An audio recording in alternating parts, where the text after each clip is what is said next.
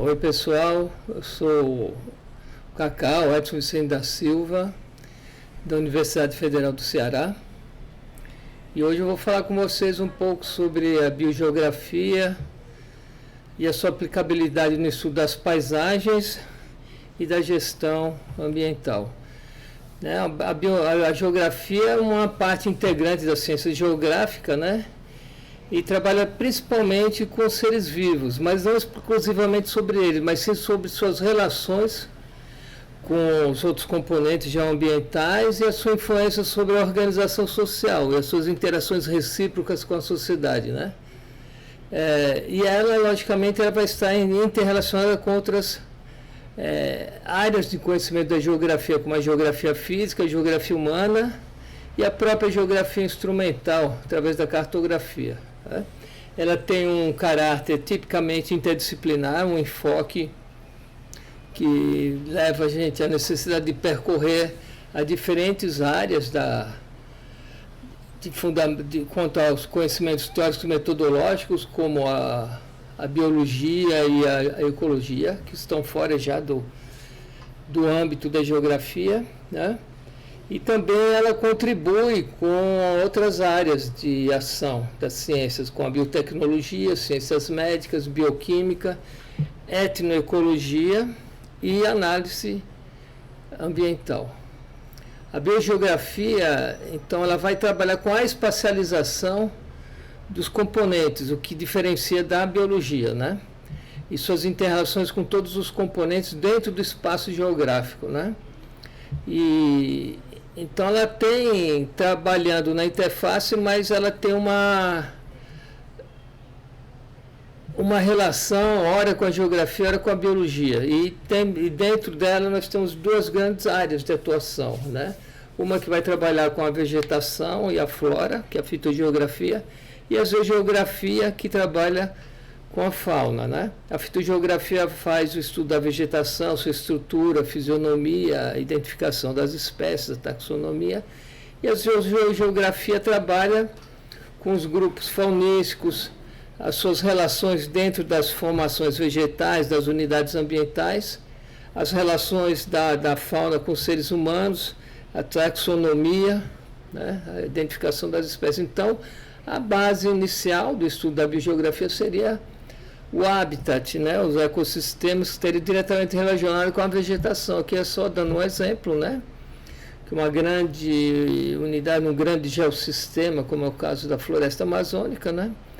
Da região amazônica, ela teria diferentes feições, né, de vegetação, como o caso unidades diferenciadas, mata de igapó, mata de várzea, matas de terra firme e floresta semiúmida. A gente correlacionaria ela com os diferentes ambientes, com o relevo, com a vegetação, com a água, com o clima, etc., né?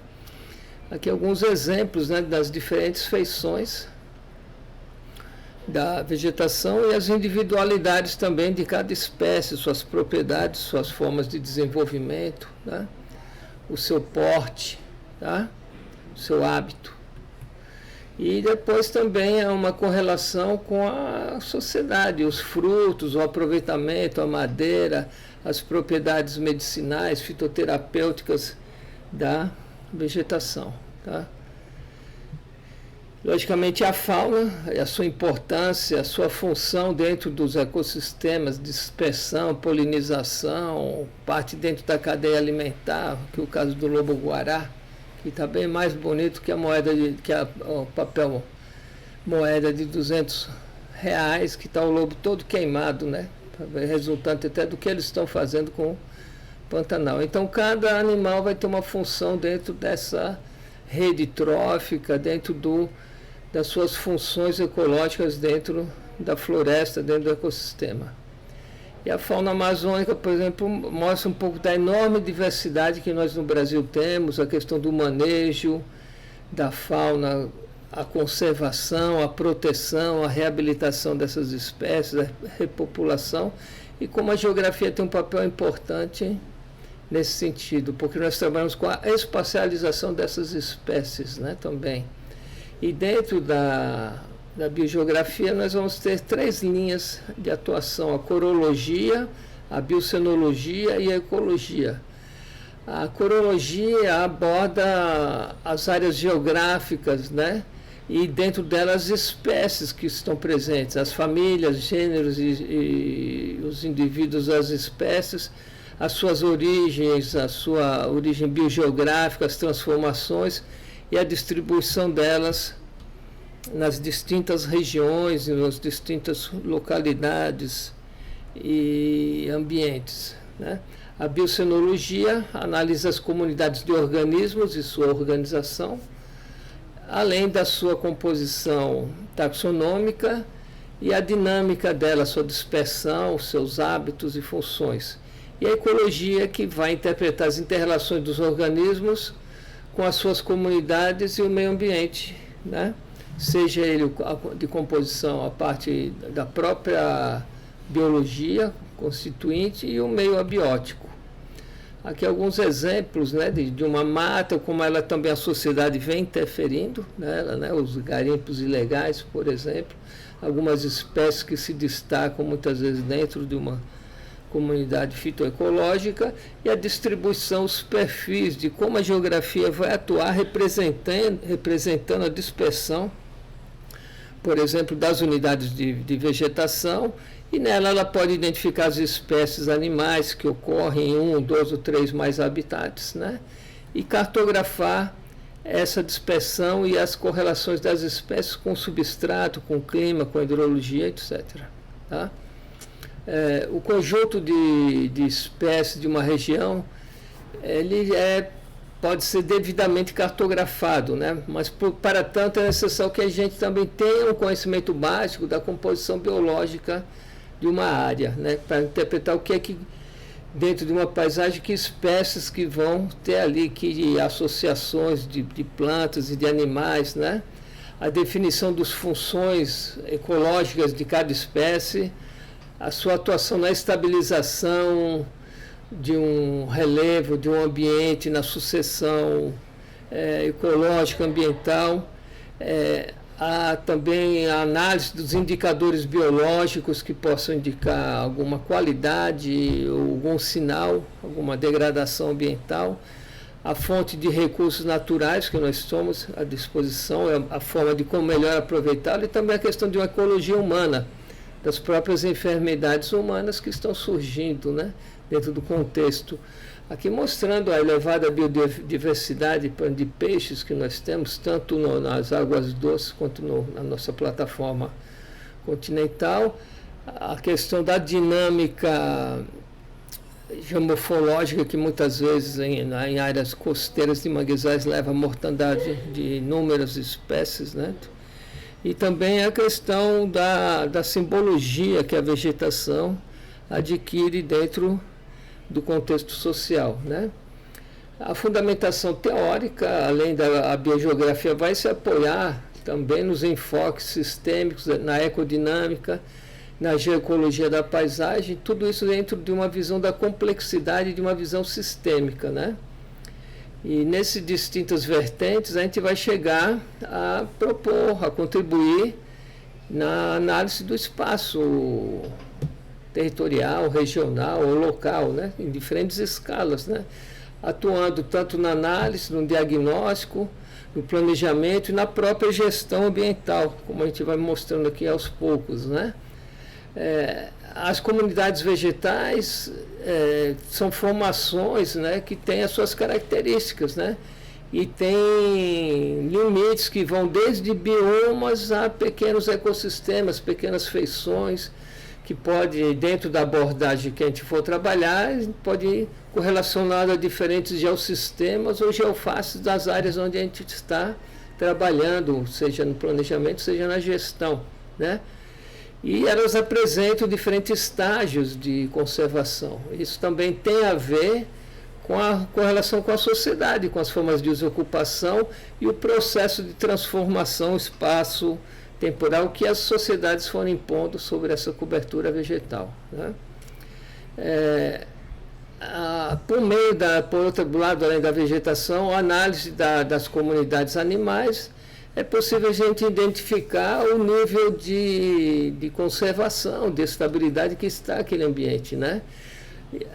correlacionar com as condições climáticas atuais e pretéritas e correlações com as populações humanas tradicionais. Algumas espécies de animais, por exemplo, são resquícios de antigos períodos mais úmidos ou mais secos que ficaram em determinadas ilhas ecológicas hoje que a gente encontra, por exemplo, os brejos de altitude no sertão nordestino, né? Aqui é o caso, por exemplo, da Serra da Capivara, né? Que está entre o bioma do Cerrado e o bioma da Caatinga, no Piauí, e que você tem cânions onde a paleofauna, né, dos mamíferos ainda existiam aí há 10 mil anos, né, Megatherium e outras espécies de grande porte, né, Glyptodonte, que hoje a gente encontra fósseis, que foram mamíferos contemporâneos do homem americano, né? E também a diferença das diferentes biocenoses vai indicar também as diferentes feições, as diferentes variações, né? E que isso ajuda na interpretação e representação cartográfica nas diferentes escalas e dimensões. Algum tipo, por exemplo, a gente vê um carnaubal, uma mata ciliar, você vai correlacionar isso diretamente a uma drenagem, né? Você já vai ver uma vegetação de um porte mais alto, você vai vincular um topo de serra, isso dentro de um contexto de um semiárido, por exemplo, onde a altitude oferece condições especiais, né, para aquele ambiente dominante, né?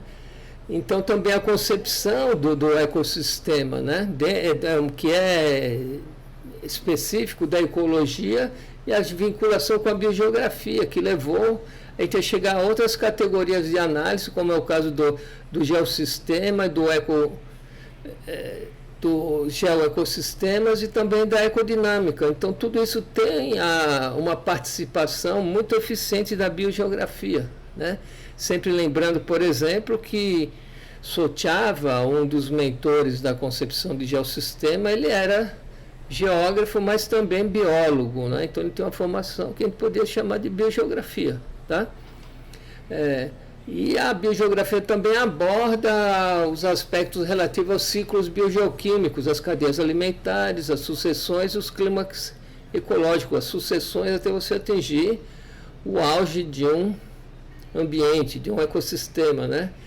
E através da vegetação, da fauna, você vai poder compreender, colaborar na identificação da estrutura espacial, vertical e horizontal, né?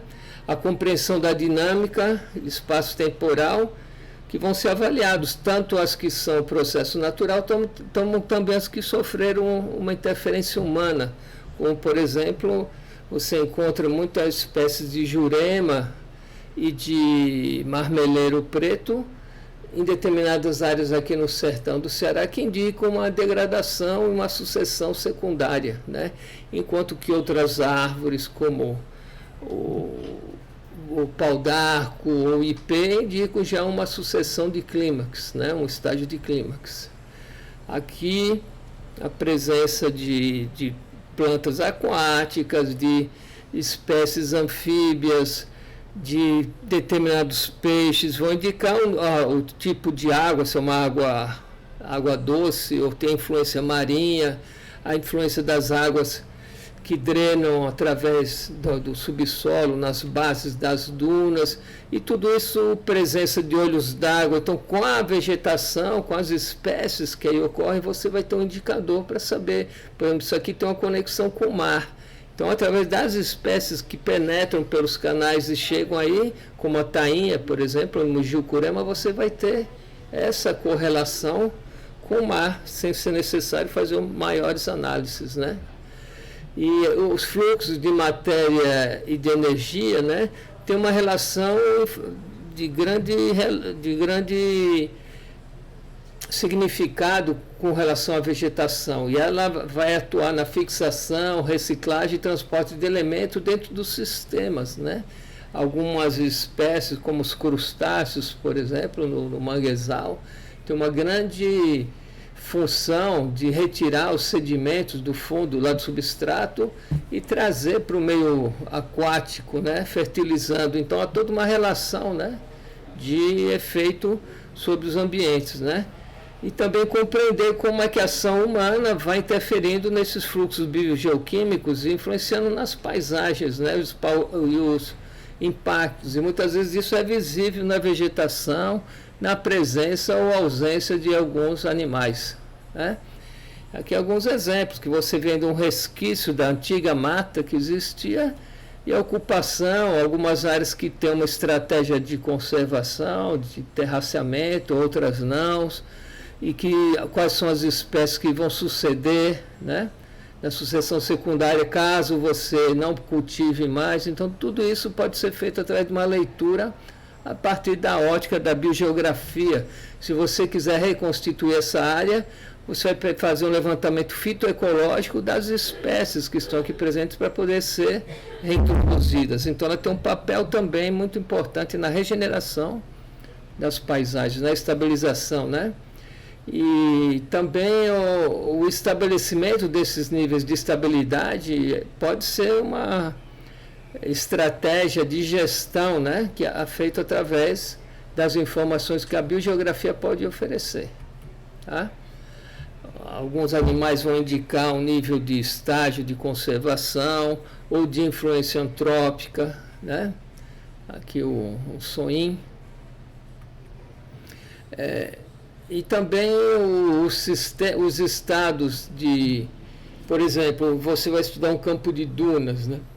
Campo de dunas, algumas áreas que você tem exploração de uma lagoa que é aproveitada para o abastecimento de uma cidade, é importante você saber do sistema, de como são os processos de colonização até você alcançar a estabilização da duna, quais são as espécies, as indicadoras e como elas atuam no processo de erosão e de sedimentação, na estabilização desses ambientes e a sua relação com as espécies de animais, por exemplo, que vão colonizando de forma que a vegetação também vai evoluindo. Tá? Aqui uma área do Madagascar, onde, por exemplo, há um predomínio de algumas árvores, é um corredor, né?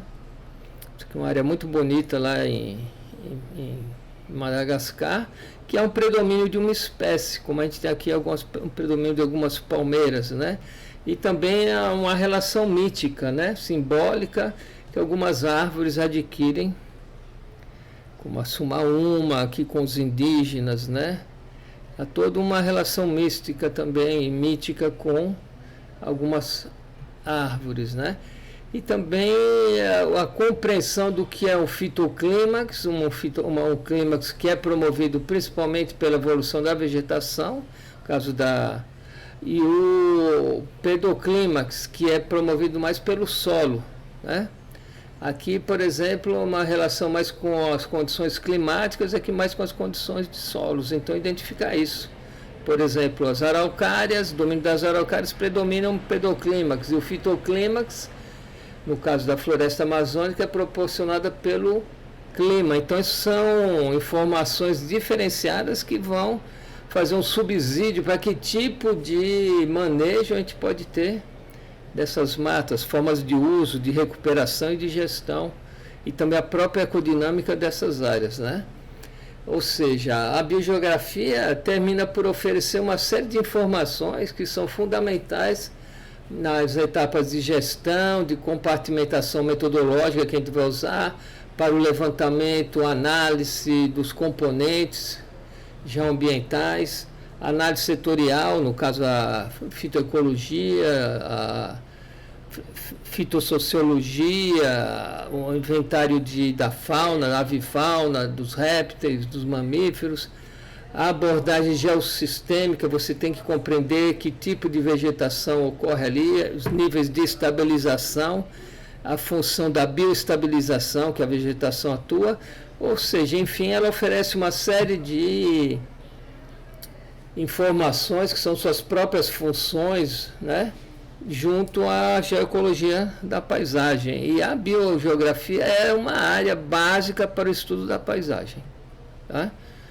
Aqui uma área de várzea na região amazônica, o uso de planícies lacustres, algumas espécies que são adaptadas, então também o conhecimento das espécies cultivadas está dentro do contexto da biogeografia, a origem dessas espécies, de onde elas vieram, as suas empatias, bem de se dizer assim, quais plantas que podem ser cultivadas juntos, quais que não podem. Então há toda uma correlação que a permacultura, que também acaba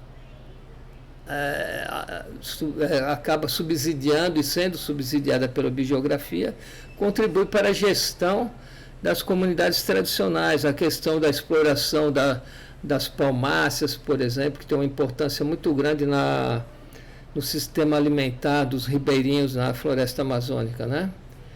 Então, a compartimentação muitas vezes se dá pela própria vegetação, né?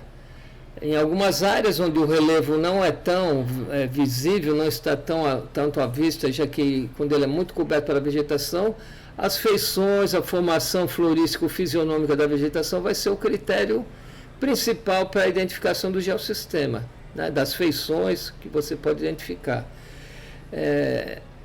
A flora e a fauna, então, elas vão estar também em função das espécies, do seu porte, se é porte arbóreo, herbáceo ou liana, ela vai estar formando diferentes feições, como florestas, savanas, campos, ambientes lacustres. Tá? Aqui a gente vê, isso aqui é na Guiana, Caie Fals, né? Fals quer dizer cachoeira. Uma grande cachoeira que tem tudo a ver com a vegetação, uma vegetação de borda da planície fluvial, bem dizer, né? Nem chega a ser a planície, um recorte da drenagem, né? E na parte mais alta, onde estão as nascentes dessa água, dos Tepuis, né? Que é perto do Monte Roraima, você tem uma savana, né? Bastante seca. Então, ela não é uma ciência independente, ela vai estar interrelacionada com o conjunto de disciplinas que compõem a geografia, né? E juntamente com a geologia, a geomorfologia, solos, clima e os recursos hídricos, ela vai ser de grande importância para a análise ambiental, né? E sempre lembrando que ela se apoia na ecologia, como ciência biológica, para interpretar os conjuntos da vegetação, o animal, como também com os seres humanos, né? Os conjuntos da biocenose e os seres humanos, a etnoecologia, que é uma área hoje que se desenvolve bastante dentro das pesquisas, tanto na geografia como na biologia. E essa aproximação entre ecologia e geografia, que em grande parte resultou hoje, por exemplo, o que é a geoecologia, deu-se como primeira aproximação através da biogeografia, né? Porque ela discursa, ela dialoga tanto com a biologia como com a geografia, e ela permite também a gente interpretar o que o Tricard nos aporta em termos metodológicos, que é a ecodinâmica também, que tem muito a ver com os processos de estabilização, de instabilização do relevo, o papel que a vegetação atua. Por exemplo, a falta de vegetação nas bordas de determinada área pode provocar uma estabilização, processos de assoreamento, de terras caídas, né? Formação de praias, né? Enquanto que uma área que está mais estabilizada com vegetação, com um tipo de ocupação mais orgânica, como a gente vê aqui do lado esquerdo na figura, no alto, a gente tem uma estabilização melhor, né? E aqui são cultivos também, muitas vezes, de plantas nativas. Tirando aqui a mangueira, você vai ter o açaí e outras espécies nativas da própria floresta amazônica, tá? Então, a geoecologia incorpora quase todas as informações, todos os aportes teóricos e metodológicos que a biogeografia nos oferece, principalmente através do estudo das paisagens naturais, né?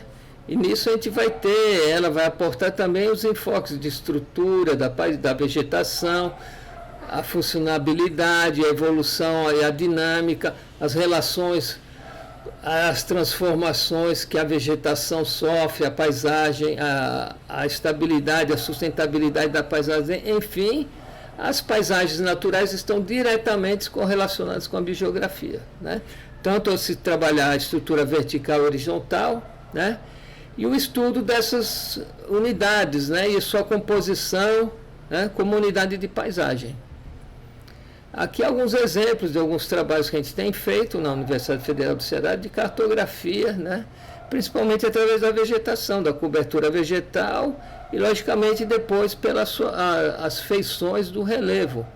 Mas, de princípio, a primeira leitura, você vai ver a vegetação de mangue, vai ver a vegetação do tabuleiro, vai ver a vegetação que acompanha aqui as planícies lacustres, as áreas de dunas que têm vegetação, que são as dunas estabilizadas. Então ela tem uma função na interpretação de imagem, no censuramento remoto, de grande importância, né?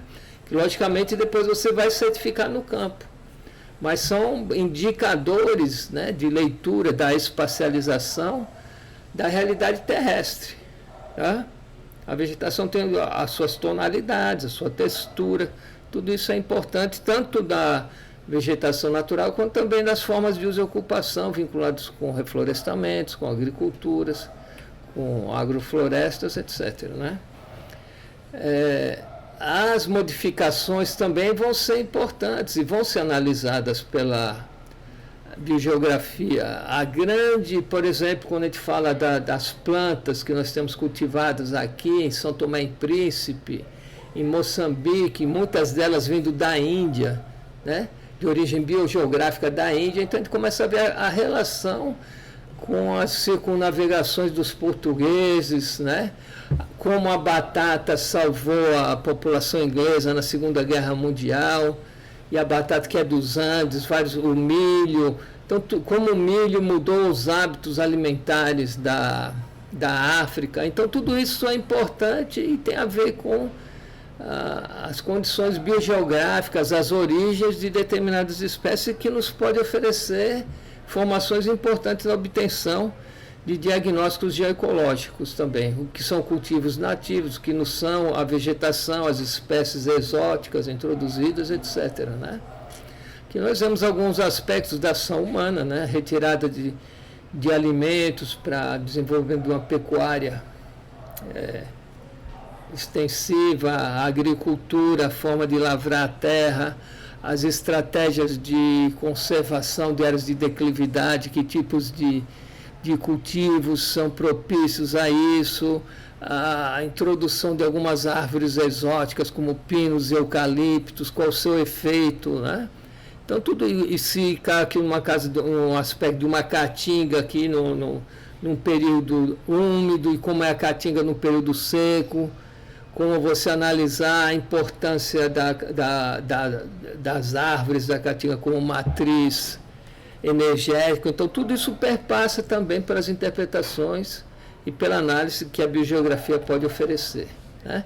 Também ela vai se aproximar do que a gente chama da busca da sustentabilidade ambiental. Ela nos vai aportando informações, né, sobre produtividade, diversidade, né, e qual a forma da gente fazer uma melhor gestão. Hoje a permacultura, a agrofloresta são estratégias, né, que é necessário você ter um conhecimento botânico da fitoecologia de uma área, quais as espécies silvestres têm uma função para a própria produção. Por exemplo, as abelhas, né, a importância que elas assumem, a preocupação hoje dentro dessa sociedade que utiliza o agrotóxico de forma desregrada, né?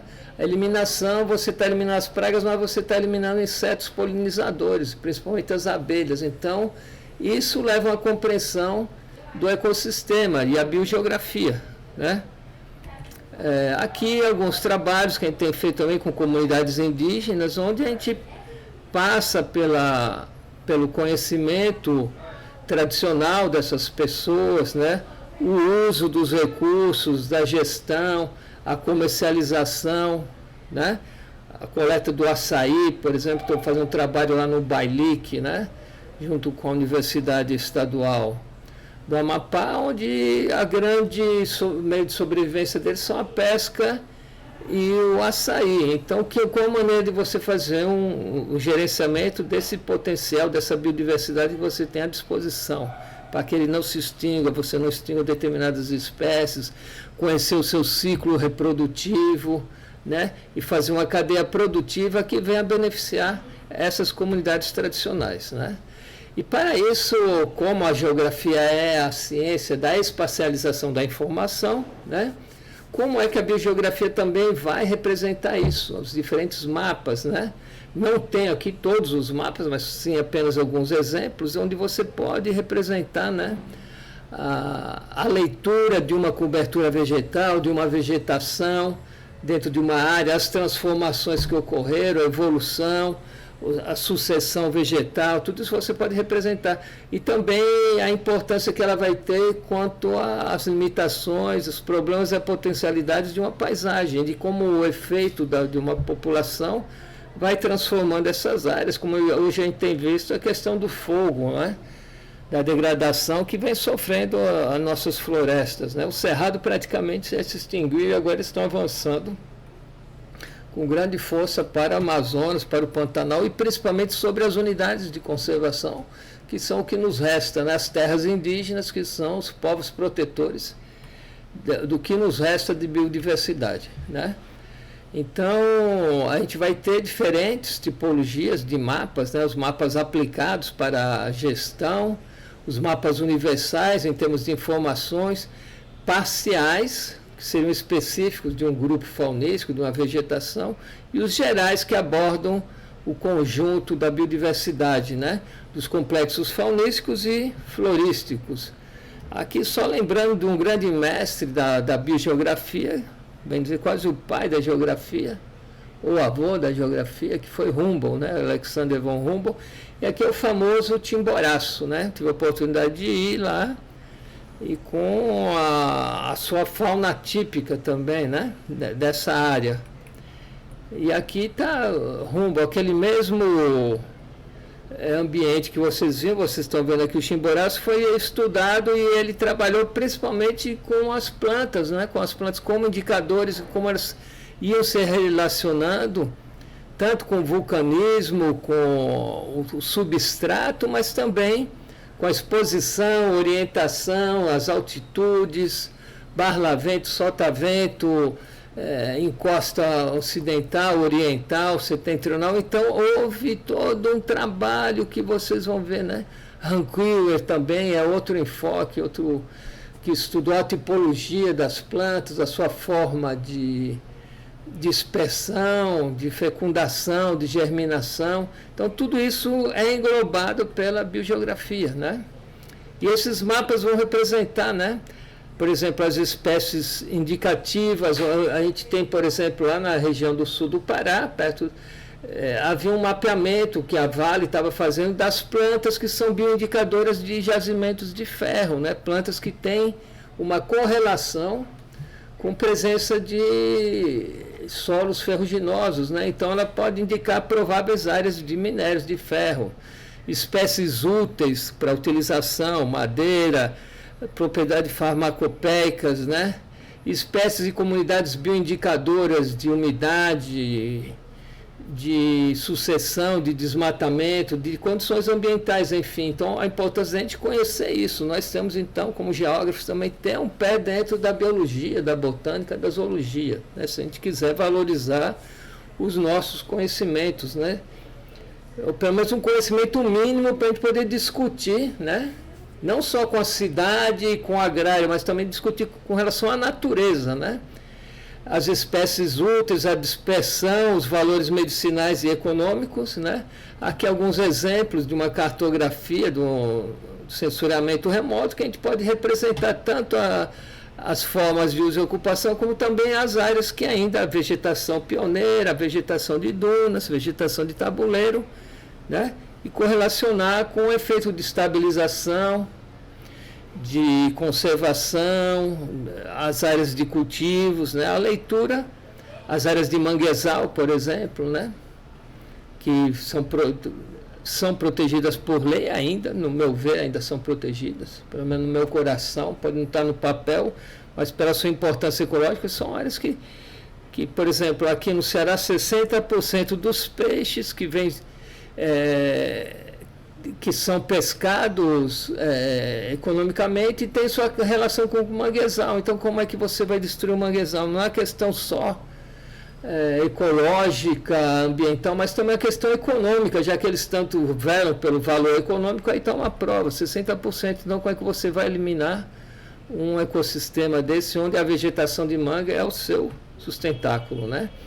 A elaboração de mapas de distribuição das espécies, das suas origens, por exemplo, quando falamos em marsupiais, nós estamos falando da